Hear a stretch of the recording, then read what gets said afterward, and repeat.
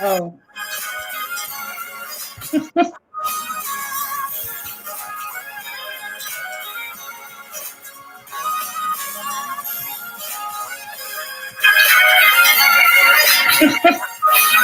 There's so much trouble all over the land. People are hopeless, doing the best they can. Hey, hey, hey. Ethan. So true. We're just gonna Just keep on wait a minute and listen to the words of this. Come on, say we can make it. This song is from my good friend, my brother, Tam Bajal. His new single dropped last night. Tam Bajal, We Can Make It. And after this week I had,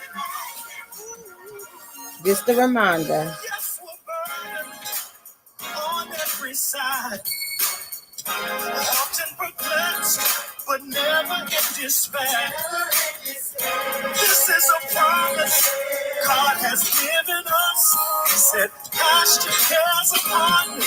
I said, I'll be right there. Can you help me say, I already started singing it all night, so I got my little part down. We can make it. Yes, we can make it.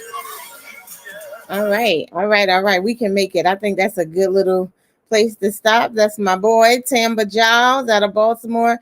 Y'all go ahead and download his new single that dropped last night. We Can Make It. It is on everywhere you can scream, everywhere you can stream. Right? You can scream because I can. You can scream it too, though. Right? Because we can make it. I mean, I think that's it for me.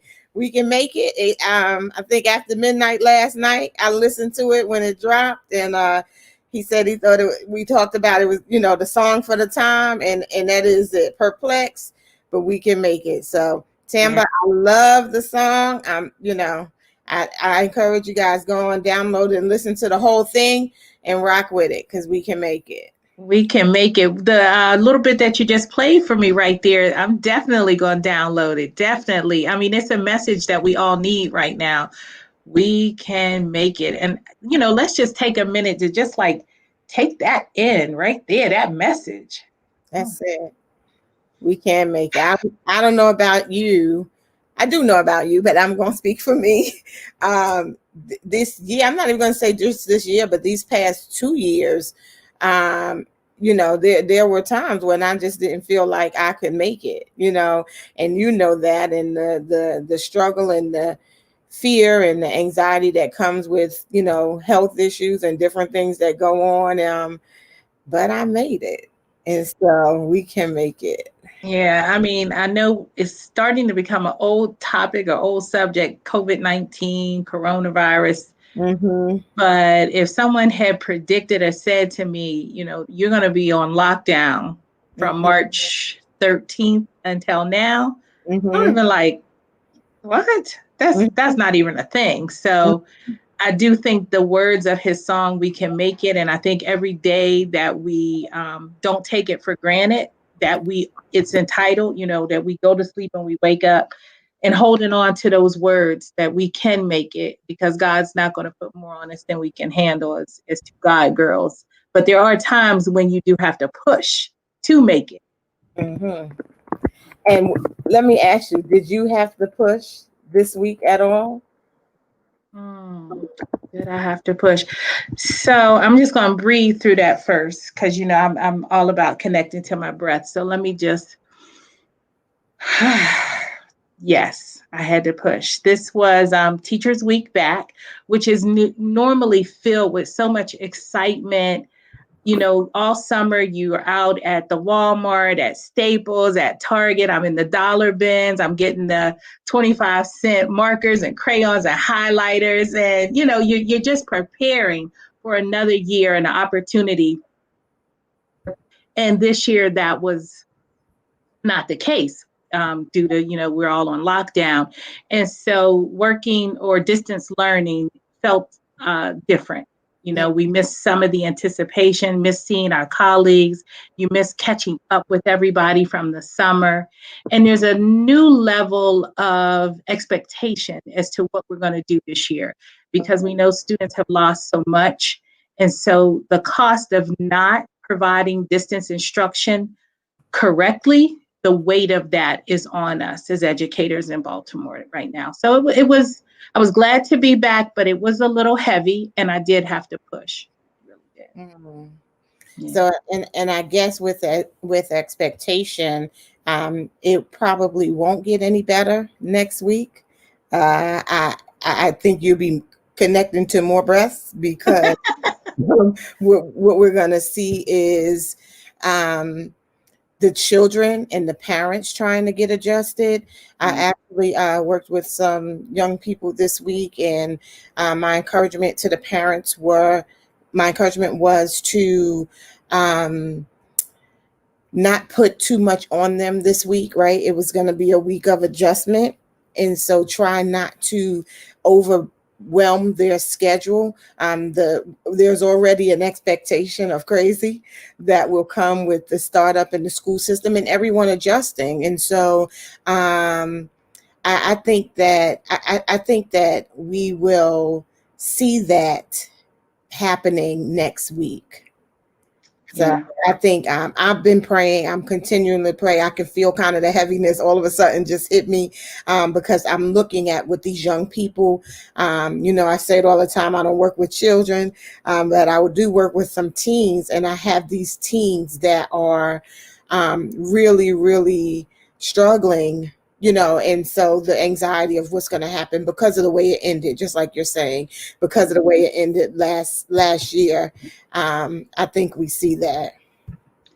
Yeah, and one of the things that we're really tuning into this year is the social emotional learning piece. The academics is important, but so many of our students are isolated right now, and we don't know what that looks like. So normally in the classroom, we're trained to read their body language, to look at if there's a change in their dress, the change in who they're associating with. And so we don't have those cues to rely on right now to help us know when a student is in distress. And as you've been acknowledging all week, is September is National Suicide Prevention Month. And Right. so we're really concerned about our teenagers, or all of our children, but the teenagers especially, because we don't know how we will be able to pick up on those signs to know if there's some distress. So what are some things that parents that you would, as a professional, what are some things that we can look out for to kind of help us? Listen, I'm old school. You know that.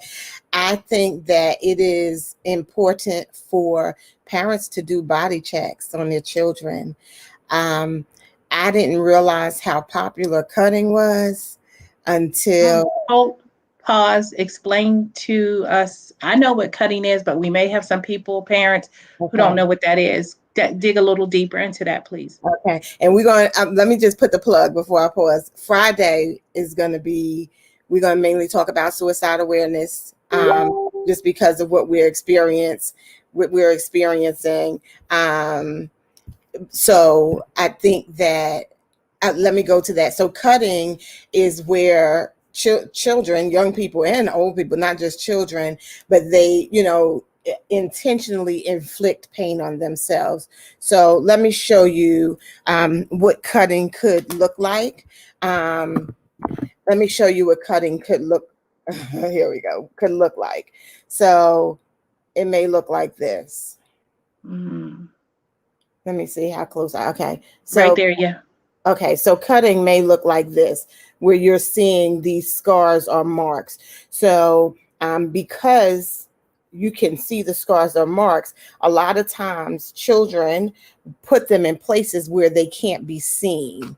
And so you want to be mindful. So the arm is a very popular place. And so if you see, if you look at anyone, you can go online and Google it. We can post something here later. But if you look at your child and they seem to have these almost kind of track marks, then it warrants a conversation.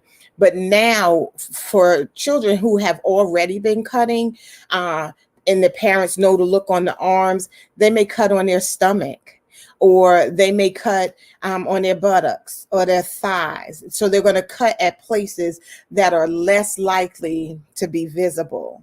And Mm. so, I'm a cavity search type chick. I'm doing anything for the protection of our people. And so I encourage parents, spin around.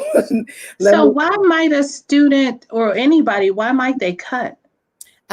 it's I don't know that I can give you the full answer, except that they want to feel the pain. There's some type of punishment, like I deserve to feel pain. It's for me, even as a clinician, I still try to connect to a point of understanding, because I don't work with a lot of children. I don't delve as much into it, Right. but I have been faced with some cases, Mm-hmm. and so enough for it to be heartbreaking for me. And growing up, the thing is, one of the questions that I often ask is, what made you decide to cut? And most people say they just did. Right. And so again, I don't know statistically how much more Right. goes into that, but it seems like there is not someone's teaching them. It's almost like they know to feel that pain. So Mm-hmm. they may use glass, they may use a little knife, and then there's other things like pica, that comes Oh, along with yes. the anxiety. So they may eat powder, or they may Mm-hmm. eat paper, or they may eat tissue. So there are a lot of things that children are doing from anxiety, or that whole afflicting pain. So those are definitely things that we as teachers won't have, the insight to look for, but now parents need to be on the lookout for some of these things. Mhm. Excellent. And Nevada had something she wanted to share. So I see she said she was at work to pass out school supplies, and here comes a little kindergartner that grabs and hugs me. The mom said, "Sorry, she's a hugger. Mine, she wasn't one of my former students." It just ties in that some kids don't understand social distancing.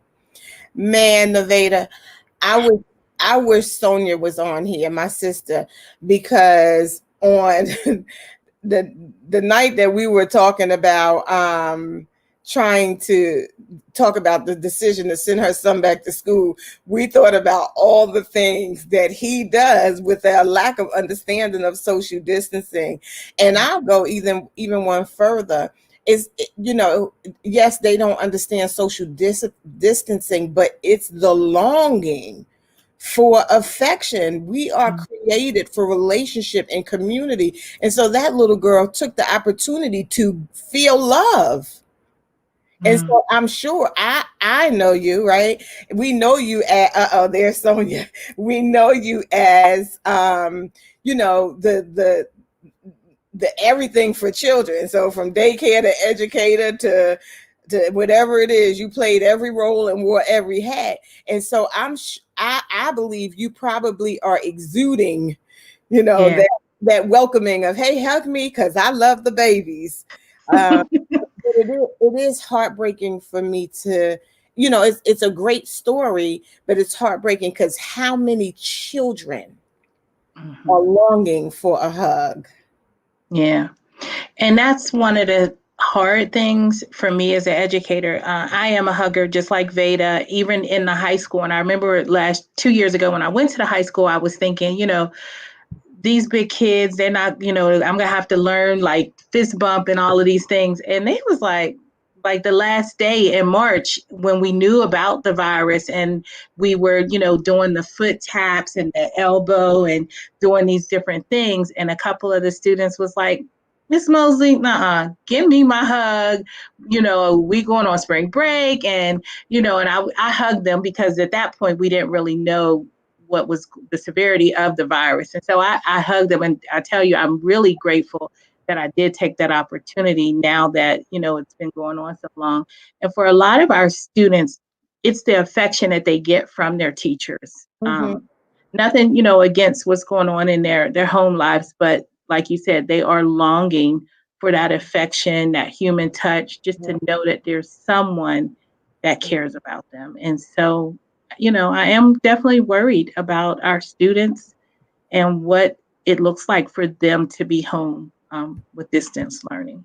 Yeah, I have polled a couple of young people. Interesting enough, the high schoolers, it really depends on siblings also. So some high schoolers are comfortable being home, but they have siblings.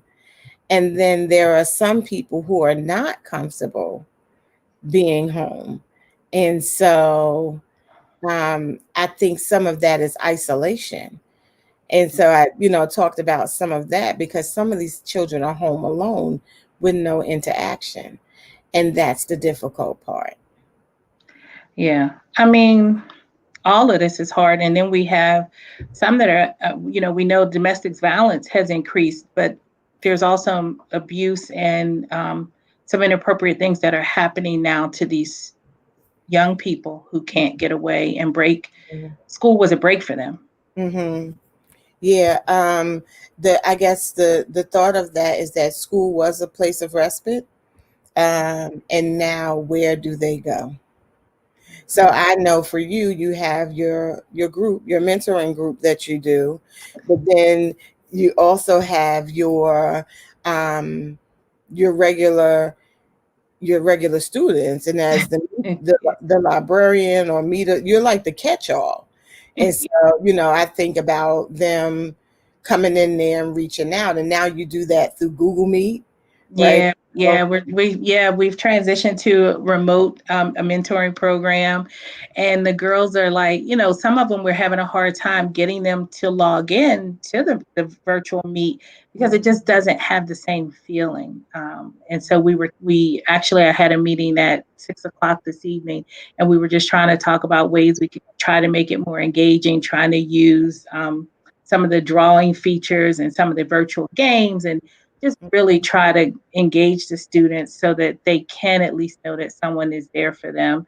But I think this is a challenging time for everyone. Adults, I know a lot of teachers are feeling overwhelmed because, as our sister Sonia and Asia, they're home with young children and they're not getting a break.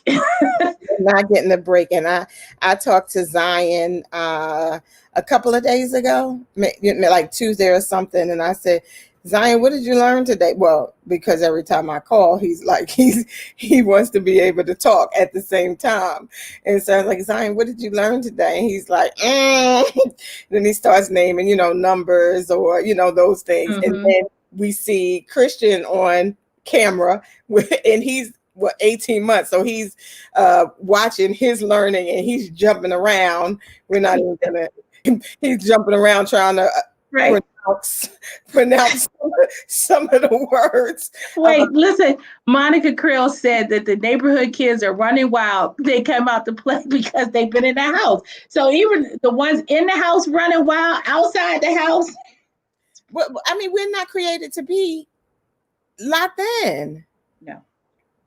I mean, children really do need a sandbox. I do believe that. I do believe children they need the opportunity to play. So, yeah.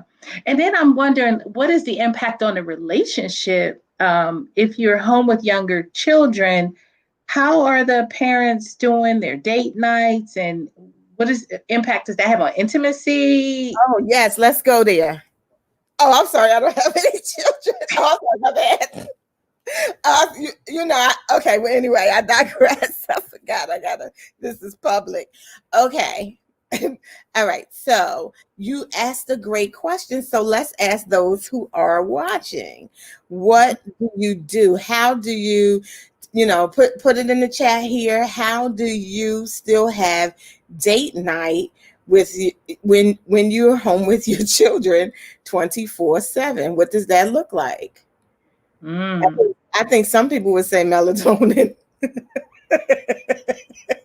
No, we were joking that I had said to Asia about the mother going out to the car to get a break. I wonder if couples, are they sneaking off? Yeah, right. So Nevada said, how do you date during COVID? Well, wait, Nevada. Okay, hold up, because these two different questions. So let's talk about how you have date night with marriage, and then how you date. See, now during the quarantine, I'm not quite sure. I gotta sip some water. During the quarantine, I'm not quite sure that this is the opportunity to be dating.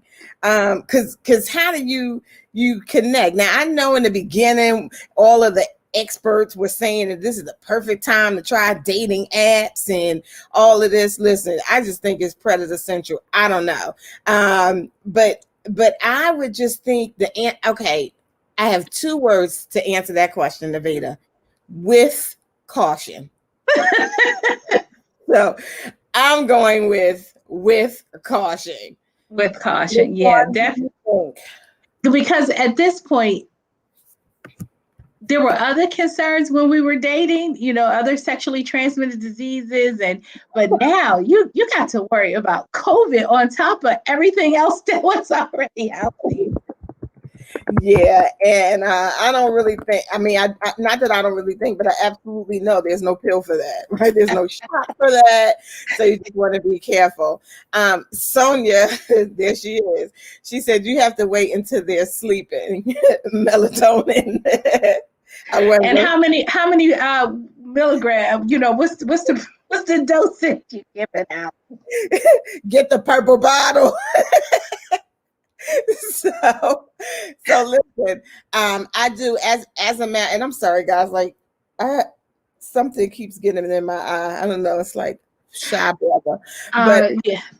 But Sonia just said, she added, it's difficult. We have been able to have a date night there you go, you just put it unable. She said we have been unable to have a date night in months. We have one scheduled for tomorrow. Thank God for my mother-in-law. Yes, thank God for Nana, because Deb, wherever you are, thank God for you, because they would not get anything. And so you said no comment to how many melatonins, but anyway, milligrams of melatonin. But as I am a marriage proponent. I am always encouraging people to date, to continue having intimacy. I know it's easier. Well, and I won't even. I guess it could be, but so I was going to say it's easier for me because we don't have children, but we still have two very extremely busy and conflicting schedules. So it is about being intentional, right? And making sure that we schedule that time for ourselves. But I would say it's about creativity. And I think that we all have some level of creativity in us. And so you do something small, you create a space in the house. If it's a corner, if it's a closet, whatever you need to do, you create you a spot so that you can have a date night. In the closet, LaShawn, you can organize clothes, put your shoes away. Okay, I digress. But I'm just saying, whatever it takes, you do what you must, you keep down the fuss, and you ensure that you get some time, because you have to connect with your spouse. If not, when COVID is over, all you got is going to be, like Monica said, they're going to be outside running wild. So I think that's important. No, yeah. I agree. And then even as married people, like you said, having busy schedules, and I think sometimes even we talk about intimacy, but it doesn't always have to be sex. You have to know your partner's love language.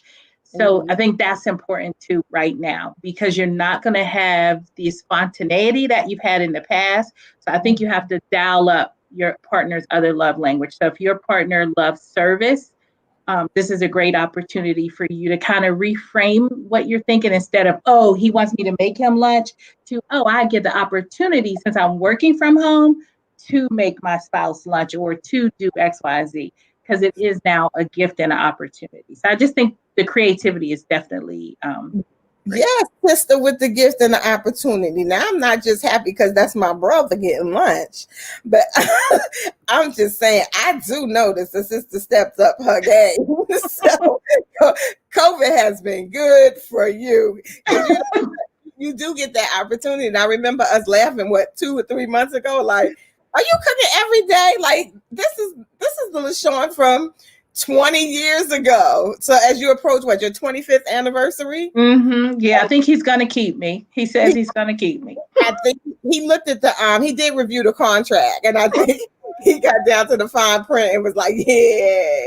But no, remember when you started, you were cooking all the time. And then, life was happening. You both are doing different things. And now you're cooking like 3 times a day. Yeah. So and it is knowing their love language. And I guess, what is your love language?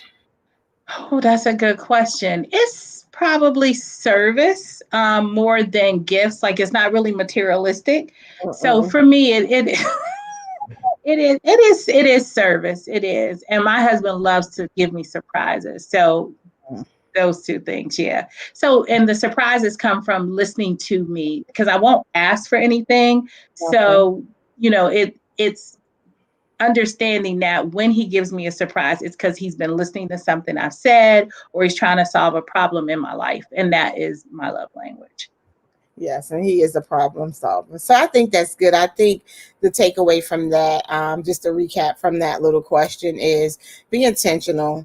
The same way we talk about self-care, your spouse is a priority. And so you have to be intentional about the time that you're going to spend with your spouse and make the moments matter. So quality over quantity. Quality over quantity. So that's what we're going with. Make the moments matter. I'm typing that. And then quality over quantity. And I think that I know for sure both Dre and Kyrie would agree with that. So I think that I think that's important. Yeah. So we talked a lot about me and what I had going on this week. What's going on with you this week? What have you been up to? Oh my goodness. What have I been up to? Well, I'm still celebrating my birthday. Let's not forget. And the people around this house. So I think they might have forgot because I'm still around here being a short order cook too. Yes, Sonia said you still have to be married after COVID, hopefully. But I do believe that it has been a very busy week for me. I am working on a couple of projects. I'm gonna be transparent because my sister has been working with me on this. Today or this week, I've been working on getting back to the podcast. As we know, right? I think the podcast launched prematurely, but we're still standing on progress over perfection. And we had this plan of how things were. What does this say? Yes. Yes, progress, not perfection. And so I had this plan and I really was struggling, for the past couple of months, like this was supposed to happen with this, and then it didn't. And then, the tech issues and different things. And it kind of I kept saying, well, if I can't do this, then I won't do that. And so I let it all go. And so this week I, kind of got back in and I started recording again. So it was exciting because it is Suicide Prevention Month. And we all know that if I was getting attacked, it would be a semicolon. Tell us about the semicolon. That's the suicide prevention symbol, one of them, right? That your life still matters. It's, your story continues. So I thought about that, and my story does matter. And so this week I talked about infertility and suicide. So both things that are very dear to me. And so we talked about it and you asked me and I was like, no, I'm not going to share it because I should have done it. And, and it does, none of that matters. The only thing matters is that it's important and I'm just going to do it. And I know what the marketing industry and the standards say about followers and, all the things that you should do correctly. And I got caught up into that. And, I'm just going to do the best I can and not worry about, what the industry says I should do and how I should do it and what frequency. whoever's supposed to hear it will hear it. And when I can do it at a different level, then I will. And so that brings me to, what are we waiting for? If you knew the end, if you knew your expiration date, if you knew when you were going to die, would you live differently? If you knew when, because we know we're all going to die, but what if you knew 2 years, this is it? Right. I think I wrote some notes on that. I'm getting ready to dig them out. But while we were talking, well, do the lead in. So we hung up from Sister Chat Friday evening last week, and while we were all still chatting after the broadcast ended, we got this news. So let's talk about that. That was last Friday on your birthday. We had the after call. We stayed on another 2 hours. The sisters and Selena, yes, the ladies, and it was a celebration of life. Mm-hmm. And that's when we I think you got the alert first about the passing of Chadwick, the actor who plays the Black Panther, and we immediately all said, no, what? And so we all started checking our different social medias, trying to get validation and hoping that it was not true. And so as the story unfolded, we learned that he had cancer for 4 years, diagnosed back in 2016, which was right after the movie, but he went on to bring these other heroes to life. Thurgood Marshall and, these other characters that he played. And we just started talking about, what was it like to live knowing, that his time was truly limited, and the legacy he left behind. So this is what I wrote this week, as I was thinking about it. Invisible ink. The blueprint and plan for our lives is written. We cannot see it. And I said, I imagine it is like invisible ink. The writer knows what is written, but others cannot see it.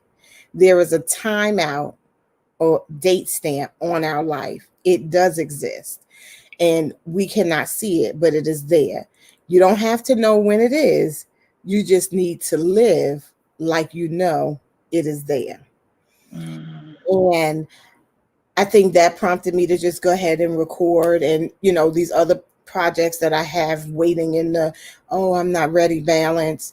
And you had asked last week sometime that same question. If you knew if you were going to die tomorrow, what would you do differently today?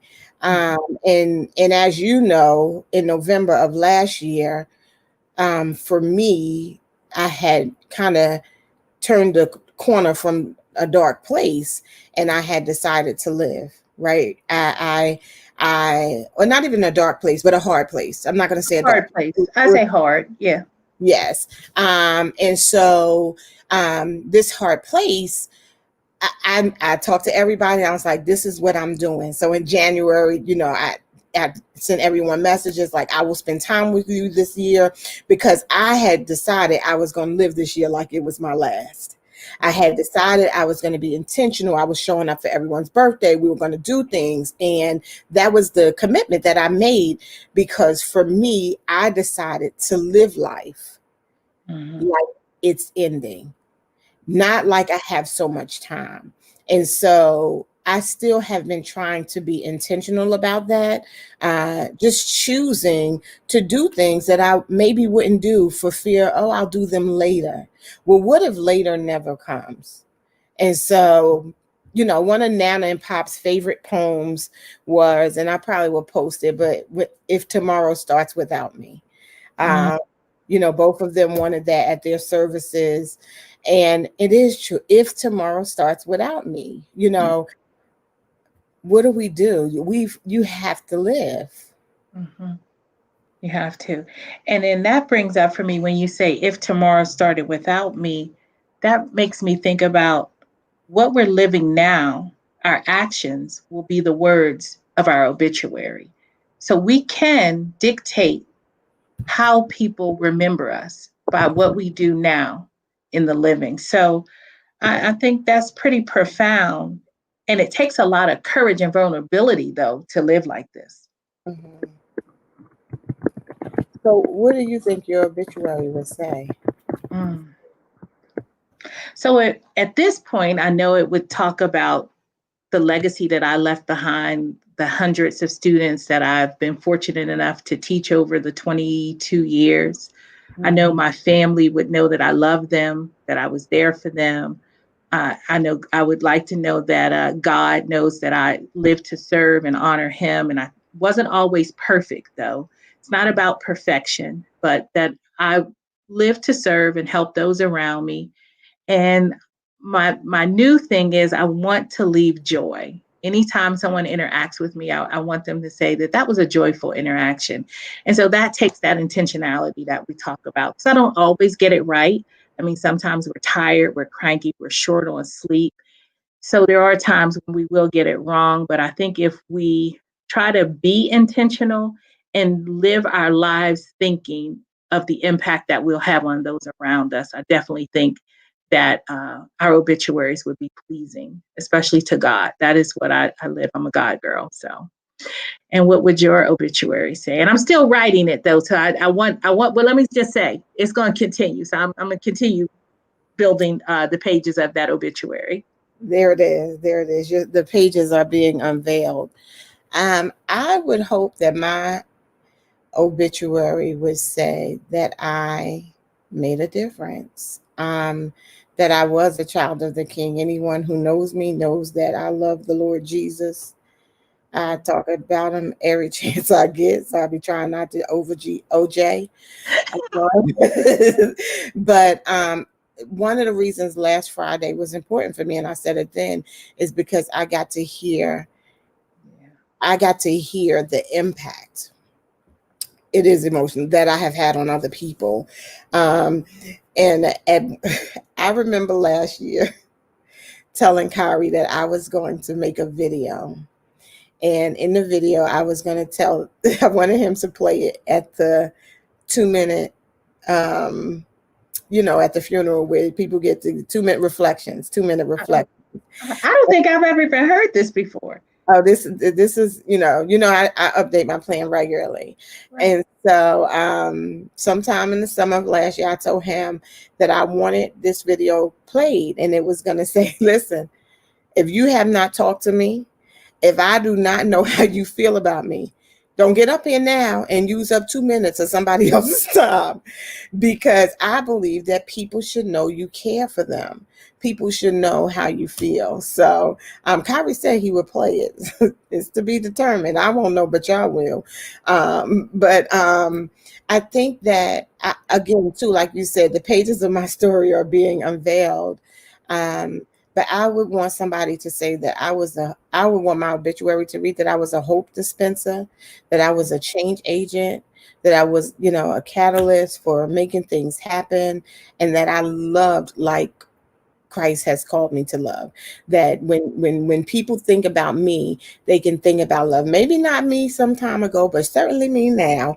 And was I patient? Was I kind? Did I not boast? Was I not arrogant? Was I not puffed up? Did I keep a record of wrong? Did I delight in the truth? Did I always trust? Did I always hope? Did I always persevere? I want that to be my legacy, that I loved. That I loved. Mm-hmm. Love and joy. Love and joy. Love and joy. Mm-hmm. I appreciate that. I think that's a good place to go. Mm-hmm. And so I ask everyone that's listening today, if think about your legacy, what are you leaving behind? What words will be said? Mm-hmm. Does anybody have something they want to share? Any words that they hope their obituary includes? And you have a unique opportunity starting right now to change. We all know who we were and who we are now and who we want to be. So we have an opportunity going forward to say, if I was short-tempered with my children or didn't such and such, you can start right now today making the difference, but you have to do it with intentionality. You got to make a plan. You gotta make a plan. Gotta make a plan. I'm gonna leave. I'm gonna say this, just because the the suffering in silence, right? We talked about Chadwick Boseman. We talked about what that looked like, and people have speculated. I know we saw in the news that people were saying that they had ridiculed him and criticized him for how he was looking in some of his later photos as he lost the weight. And I want to leave people and urge. I want to leave with this message that you never know, that you never know what people are going through, what people are experiencing. So be kind. I know you always talk about it. Be kind, because here he was dying, and he was getting criticism over how he looked. And all he was trying to be is the best him he could be. Mm-hmm. And so that was heartbreaking for me as I think about people who are suffering in silence. I think about, we look at people who are either too thin or too big or too dark or vitiligo or acne or all of those things. And man, she got bad skin. And gosh, with all these new TVs and the definition, we can see everything. But that's all we do is pick people apart. And so as we think of that, since next week we'll talk about suicide prevention, think about this week how your words will heal or hurt. Will your words heal, harm, or hurt? Heal, harm, or hurt. That's where the suffering in silence comes from. Yeah, and I'll be honest. I have been guilty of, especially when you're watching TV. The reality shows. It's easy to sit back and kind of pick these people's lives apart and forget that that's a person on the other side, even though they can't hear me. But I've started thinking about, what am I modeling for Mariah? Especially as women, we have this tendency to tear each other apart, to pick, oh, that weave, that wig, that lipstick, the revealing shirt. And so I've started to really think about, what is it that, like, why am I being so critical of this person who is on TV to entertain me, trying to provide for their family? So I hear what you're saying, and I think the judgment is where the judgment and the hate is coming up for us in our society. So I'm trying to be more aware of it. Absolutely, because we don't know what they're going through. We don't know. So just be mindful. All disability is not visibility, right? And so it was not visible. And so just be mindful of that and be kind. Mm-hmm. So thank y'all for joining us. We do hope that you will join us next week for the hard conversation of suicide awareness and prevention. I'm encouraging your parents to do a body check. And if you feel like you cannot go on this week, we're going to leave out on We Can Make It. Yeah. And where can we find the podcast? Oh, you can find the podcast, That's Infertility Chick. You can hold me to that, right? You can find the podcast, That Infertility Chick, anywhere you subscribe to podcasts. Mm-hmm. So it's suicide.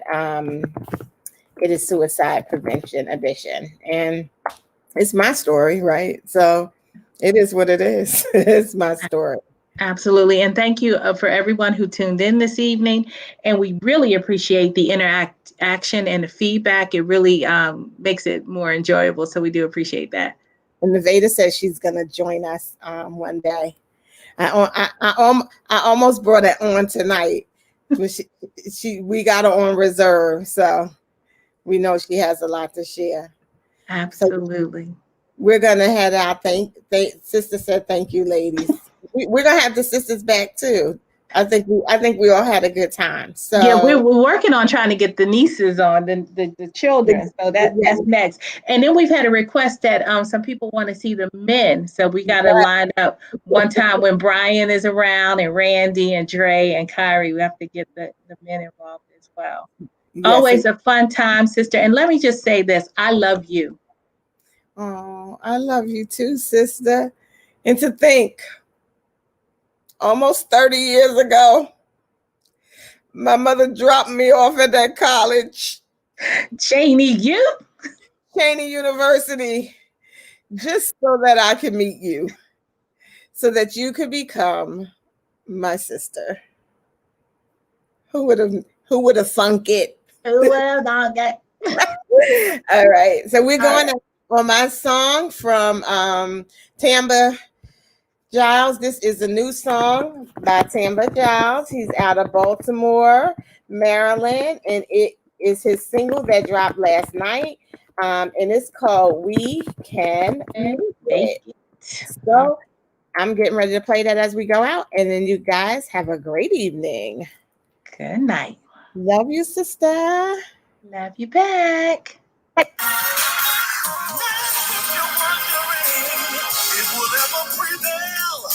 God will be our fortress. He does all things well. Stand fast to his promise. His word will abide. He's Jehovah Jireh. God says I'll provide. We can make it. I can see the whole choir. We can make it. We can make it. Uh-oh. We can make it. All right, y'all. Good night. Remember, we can make it. We can make it.